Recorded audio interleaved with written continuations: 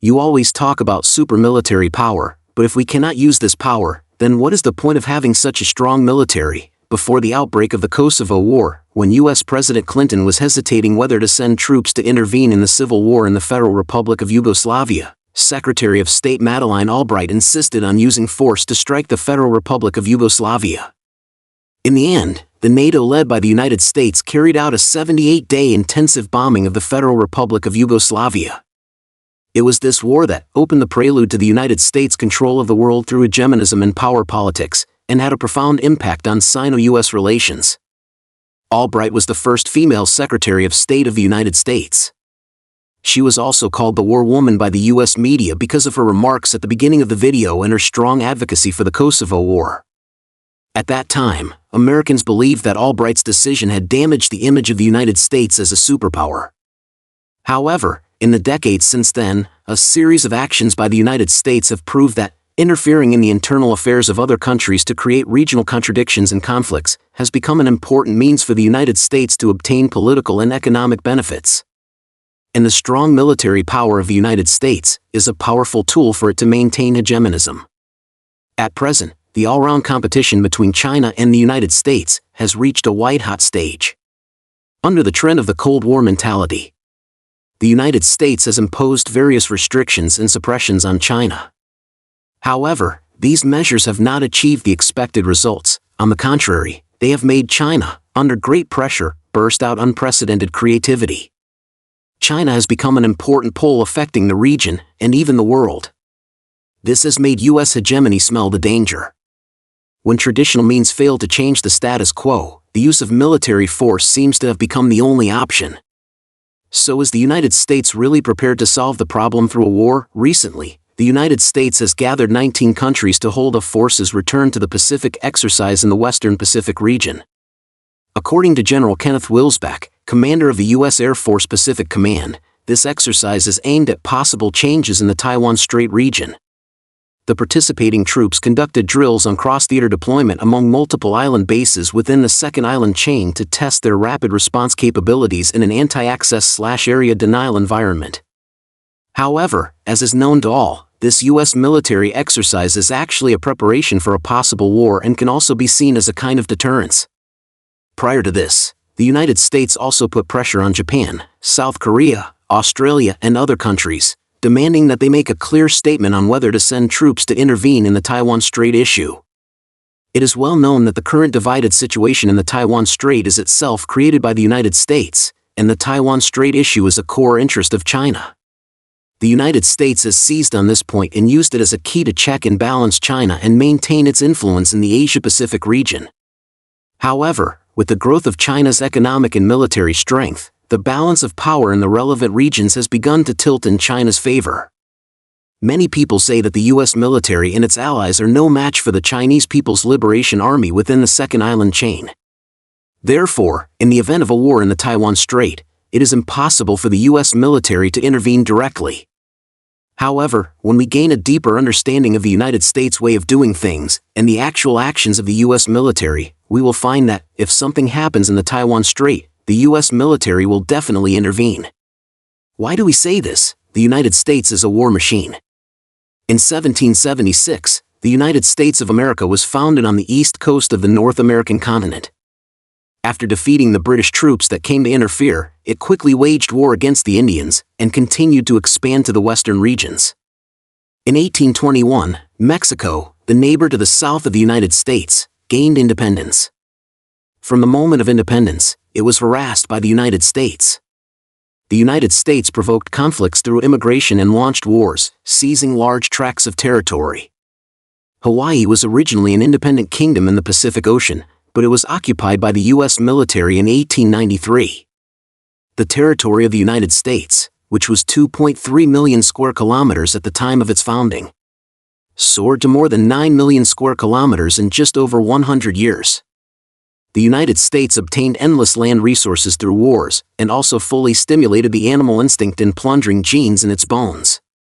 Before the outbreak of World War I in 1914, the United States owed $6 billion to Europe due to the long-term war consumption on its own territory.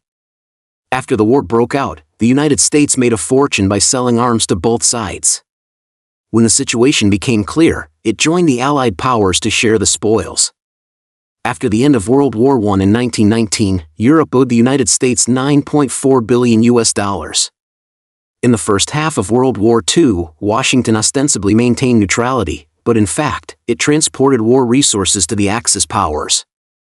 Even though Nazi Germany had already launched a war against Britain, the United States still supplied oil to Germany. When Japan started the war of aggression against China, the United States was still exporting scrap iron and steel to it.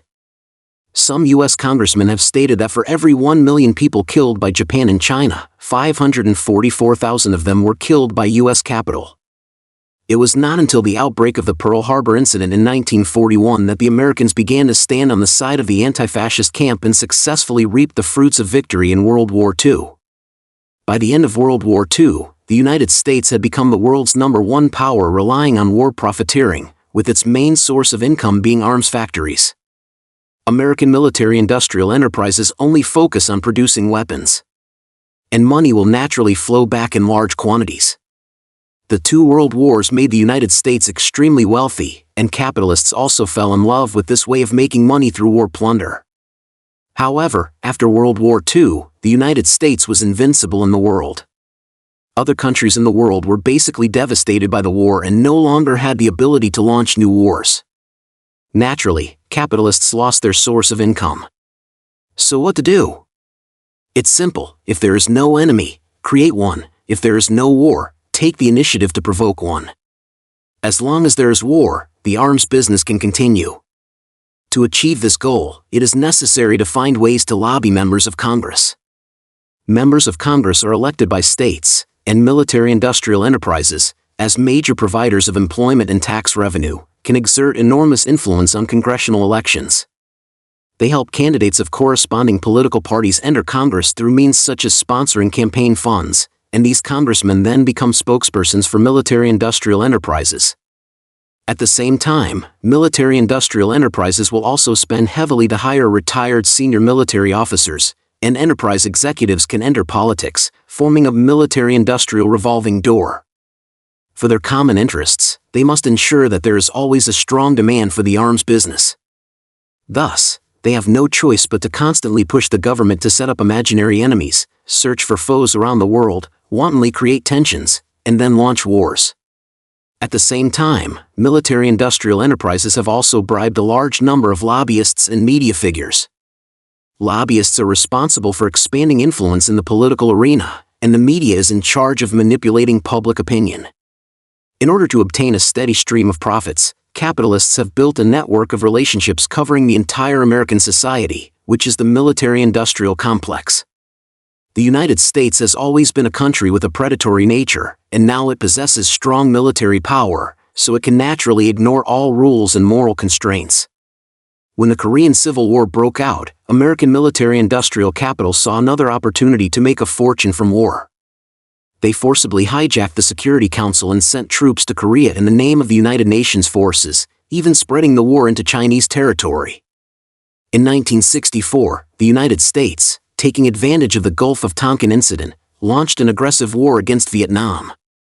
At the same time, its warplanes once again crossed the border to attack China, triggering the second confrontation between China and the United States. The United States also engaged in all-round confrontation and a continuous arms race with the Soviet Union. From the end of World War II to the U.S.-Soviet Cold War and then to the collapse of the Soviet Union over several decades, the U.S. military strength grew rapidly, and its weapons and equipment basically achieved comprehensive modernization. When the Gulf War broke out in 1991, the U.S. military put a large number of high-tech weapons into actual combat, demonstrating its powerful modern military strength to the world and once again consolidating its position as the world's #1 military power. With its position becoming more unbridled, it launched a series of subsequent military operations, including the Kosovo War, the Afghanistan War, the Iraq War, and so on. The U.S. military-industrial complex continued to profit from these wars and gradually gained control of the entire country. However, the greed of the military-industrial complex also made the country burdened with huge debts. Therefore, after entering the 21st century, the United States tried to avoid directly dispatching troops to participate in wars, but instead participated in wars by supporting proxies and exporting weapons.